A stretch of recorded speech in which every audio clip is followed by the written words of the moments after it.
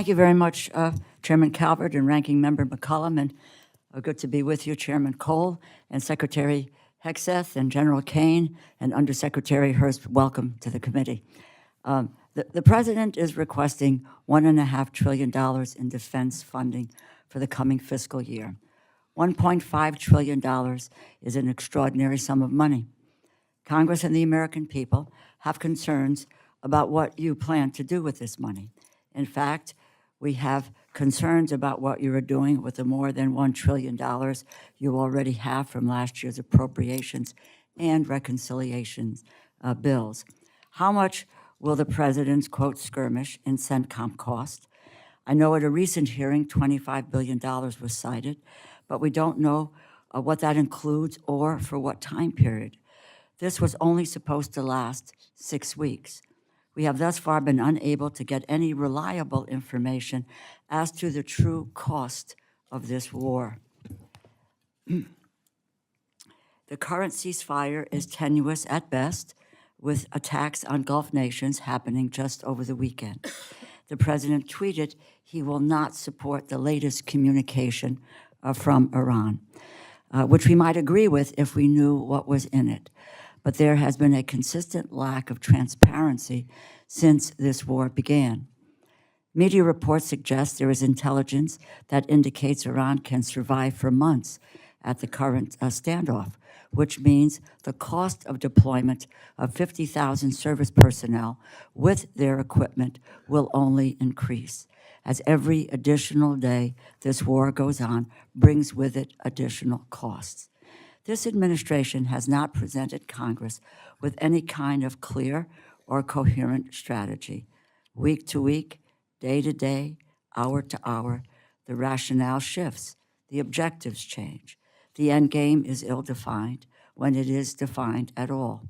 If the administration intends to ask Congress for supplemental funding for the Iran war, then you need to come back to Congress and testify on that request specifically so that we and the American people can fully understand what this administration has gotten us into and how it plans to get us out of it. The question must be answered at the end of this crisis. What have we accomplished and at what cost? And before you come to the Congress for additional emergency funding, we need information.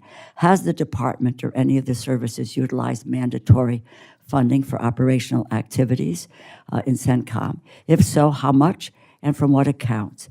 If you can provide us with that breakout, it would be enormously helpful. And again, what is the department's estimate of the full cost of the operation against Iran to date? The $1 trillion allocated for fiscal year 2026, $1.5 trillion requested for fiscal year 2027, and possibly $25 billion for an upcoming supplemental, all as the total debt in the United States has reached 100% of gross domestic product. In other words, the national debt is now larger than the U.S. economy and about twice the historic average, according to the Committee for a Responsible Federal Budget. The defense budget includes requested funding for the expanded Golden Dome for America at $185 billion, though those budget numbers are tenuous. A new Golden Fleet, in which 3 ships are estimated to cost $43 billion, and billions for private equity ventures, which do not have well-defined processes or sufficient transparency. With gas prices and inflation numbers increasing, the American people just want to afford the basic necessities for everyday life. But this administration is not doing anything to help them with the cost of living crisis.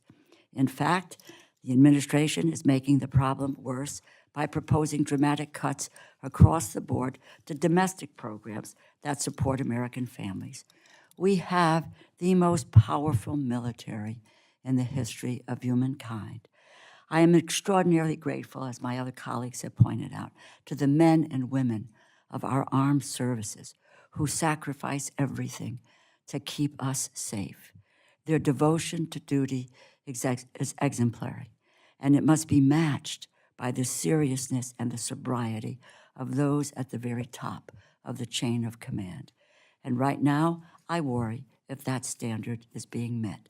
Look forward to your testimonies today and hearing the answers to this committee's questions shortly.